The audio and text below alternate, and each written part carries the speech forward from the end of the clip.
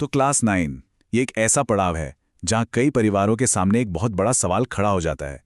क्या ये स्कूल बदलने का सही टाइम है? आज हम इसी पर बात करेंगे और बीआरएम स्कूल के नजरिए को समझने की कोशिश करेंगे कि वो क्यों मानते हैं कि इस खास साल में एक ही जगह टिके रहना इतना जरूरी है। और देखिए, क्लास 9 को एक अकादमिक चौराहा कहना बिल्कुल भी गलत नहीं होगा। यहीं से असल में भविष्य की नींव रखी जाती है। और जाहिर है, पेरेंट्स के मन में ये सवाल तो आता ही है कि भाई आगे का सबसे अच्छा रास्ता है क्या। और यहीं से असली दुविधा शुरू होती है। क्या एक नया स्कूल एक फ्रेश स्टार्ट है या फिर एक रिस्की गैम्बल? चलिए देखते हैं कि ये जो सोर्स डॉक्यूमेंट है वो इस बारे में क्या तर्क देता है। तो ये जो डॉक्यूमेंट है ये पूरी बहस को 3 हिस्सों में बांटता है। सबसे पहला है द चॉइस या विकल्प, मतलब बाहर जाके पढ़ने के सपने और ज़मीनी हकीकत के बीच का फैसला। दूसरा है द ऑब्जेक्टिव या उद्देश्य, जो कहता है कि अकादमिक सफलता तो ठीक है लेकिन इमोशनल सिक्योरिटी भी उतनी ही ज़रूरी है। और आखिर में आता है द पिवट पॉइंट या निर्णायक मोड़, जो इस बात पर फोकस करता है कि स्टूडेंट्स बिना किसी रुकावट के आगे कैसे बढ़ सकते हैं।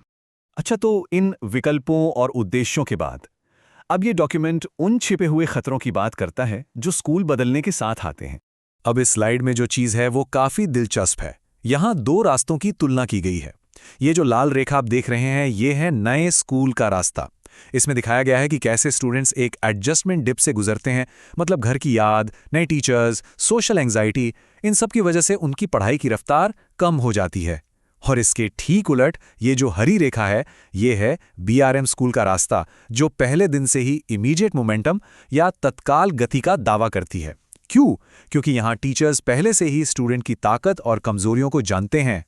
और इस पूरी प्रॉब्लम की जड़ है ट्रांजिशन गैप, यानी संक्रमण अंतराल। ये वो 3 से 6 महीने का कीमती वक्त है जो एक नए माहौल, नए सिस्टम में एडजस्ट होने में ही निकल जाता है। और इस दौरान पढ़ाई का जो नुकसान होता है वो अलग। इस बात को समझाने के लिए डॉक्यूमेंट एक बहुत ही पावरफुल मेटाफर का इस्तेमाल करता है। देखिए, एक पेड़ उसी मिट्टी में सबसे ऊंचा बढ़ता है जहां उसकी जड़ें पहले से जमी हों। मतलब साफ है, ये तर्क देता है कि स्थिरता यानी स्टेबिलिटी ही ग्रोथ की असली चाबी है। तो फिर इस प्रॉब्लम का सल्यूशन क्या है? डॉक्यूमेंट के हिसाब से इसका हल स्थिरता और अपनेपन की नींव पर ही टिका है। चलिए देखते हैं ये पिरामिड कैसे काम करता है। इसे नीचे से ऊपर की तरफ देखिए। सबसे बेस में है जान पहचान और सुरक्षा, मतलब जाने पहचाने टीचर्स और दोस्तों का एक मजबूत बॉन्ड। जब ये बेस मजबूत होता है तो उससे बनता है मनोवैज्ञानिक आत्मविश्वास, क्योंकि जब स्टूडेंट सेफ और अंडरस्टूड फील करता है तो वो सवाल पूछने या एकेडमिक रिस्क लेने से डरता नहीं है।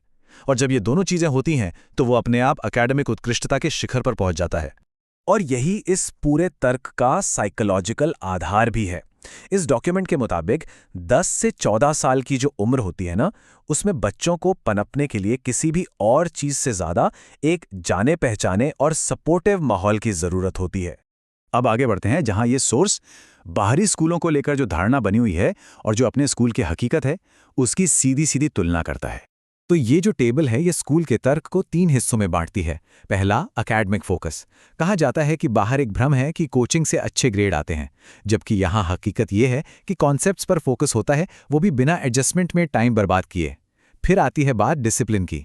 एक तरफ भ्रम है कि हॉस्टल में अनुशासन बनता है, तो दूसरी तरफ 100% निगरानी का दावा है। और आखिर में मेंटल हेल्थ। कंपटीशन से सक्सेस मिलती है, ये एक भ्रम है, जबकि हकीकत ये है कि सफलता के लिए फैमिली सपोर्ट सबसे ज्यादा जरूरी है। और ये तर्क सिर्फ एकेडमिक ही नहीं है बल्कि फाइनेंशियल भी है। यहाँ फैसले को एक तराजू पर तौला गया है।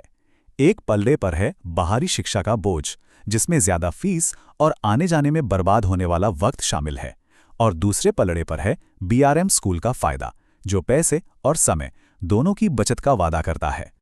अच्छा, तो अकादमिक और फाइनेंशियल बातों से आगे बढ़कर अब ये डॉक्यूमेंट बताता है कि यहाँ का एजुकेशनल माहौल सिर्फ किताबों तक ही सीमित क्यों नहीं है। यहाँ स्कूल अपनी मॉडर्न सुविधाओं को दिखाता है, जैसे हर स्टूडेंट के लिए टेक्नोलॉजी का इस्तेमाल, हैंड्स ऑन साइंस लैब्स और एआई और कोडिंग जैसे फ्यूचर रेडी सब्जेक्ट्स वाले स्मार्ट क्लासरूम्स। और जैसा कि मैंने कहा, डॉक्यूमेंट का तर्क यही है कि पढ़ाई सिर्फ किताबों तक नहीं होती। यहाँ ओवरऑल डेवलपमेंट के लिए 4 पिलर्स पर जोर दिया जाता है। एथलेटिक्स, इंटेलेक्चुअल लीडरशिप जैसे कि डिबेट क्लब्स, कैरेक्टर बिल्डिंग और आर्ट्स एंड एक्सप्रेशन, ये सब मिलकर एक होलिस्टिक डेवलपमेंट पक्का करते हैं। तो इन सारे तर्कों के बाद सवाल ये उठता है कि स्कूल अपनी पूरी स्ट्रैटेजी को एक साथ कैसे रखता है। चलिए, इनके फाइनल ब्लूप्रिंट पर एक नज़र डालते हैं।